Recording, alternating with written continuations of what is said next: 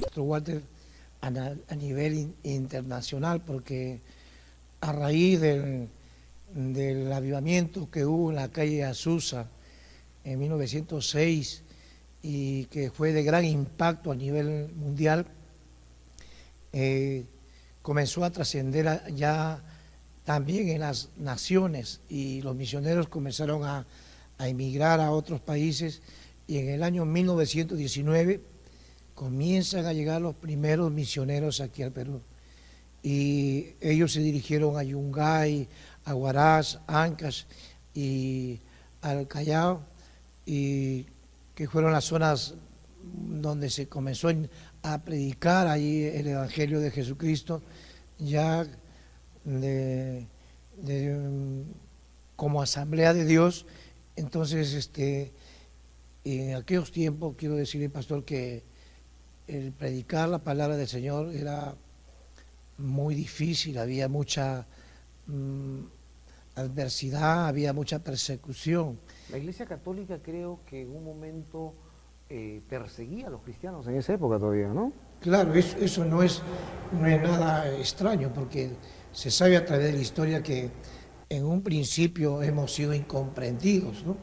Y hoy podemos darnos cuenta que gracias a la palabra del Señor que nosotros predicamos, estamos contribuyendo de tal manera con la misma sociedad, con nuestro mismo país, porque lo que buscamos solamente es que la persona cambie y tenga muy en cuenta los valores y los principios establecidos en la palabra del Señor. Y eso es lo que hacemos, sencillamente, y gracias a Dios que esta palabra, la palabra del Señor, es una palabra de esperanza.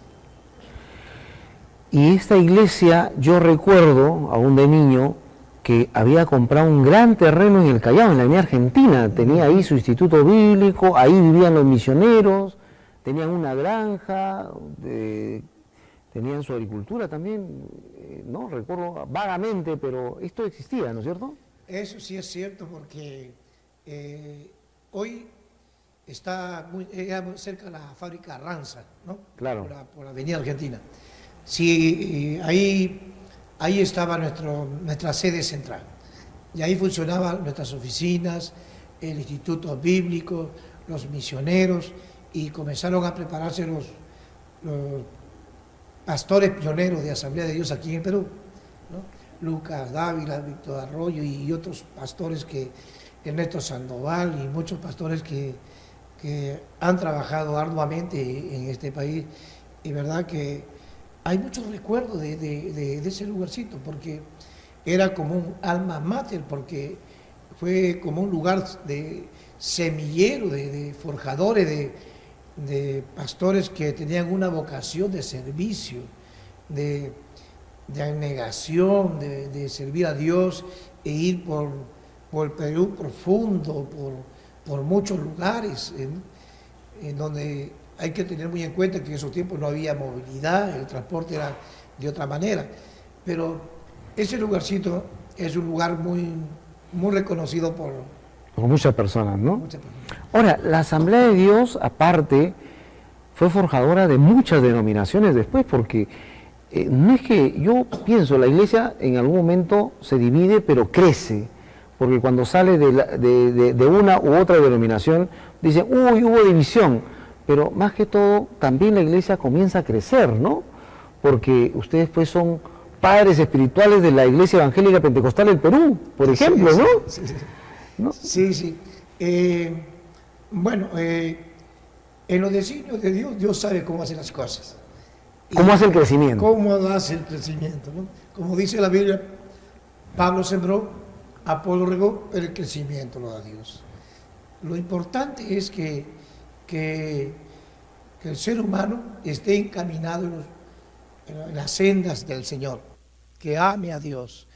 Y lo que nosotros predicamos como institución de las Asambleas de Dios, que es un pueblo muy humilde, es un pueblo que trabaja igual que muchas denominaciones, de muchos pastores que están trabajando en otros movimientos y son mis amigos.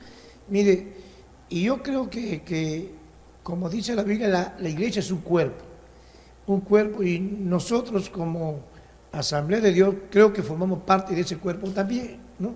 Y estamos trabajando con el gran deseo de que la palabra del Señor llegue y alcance a todas las personas, para que el plan y el propósito de Dios se cumpla, de que todos podamos tener la esperanza de ser salvos por la gracia del Señor.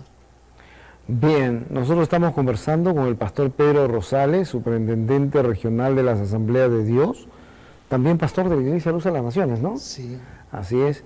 Y en estos 93 años de las Asambleas de Dios, la Iglesia ha cambiado. Bueno, los principios no cambian, pero las formas, los rituales han cambiado dentro de todas las iglesias prácticamente, ¿no? Yo creo que no es nada extraño. Las generaciones van pasando. Yo recuerdo haberme convertido en el año 59. Tenía tan solamente 13 años y tuve una formación muy exigida, porque entonces nuestros pastores eran muy formales en ese sentido, ¿no? Y mire, yo he tenido el privilegio de parte del Señor de pasar por varias generaciones. Y he visto, pastor Walter, que la iglesia se va innovando, se va enriqueciendo más. Usted dijo algo muy cierto.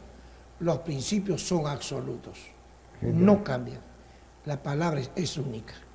Pero hoy nos damos cuenta, mire, la iglesia es el lugar que está enriquecido por tantos hermanos de humildes, amas de casas, padres de familia, profesionales, doctores, militares. Mire, es algo totalmente maravilloso ver toda esta riqueza espiritual y cómo generacionalmente va cambiando, cómo vemos nosotros que a medida que las generaciones van pasando, también de alguna forma, también nosotros los pastores tenemos que ir contemplando, tenemos que ir viendo las necesidades, estar a la altura de las necesidades que hay en esta generación.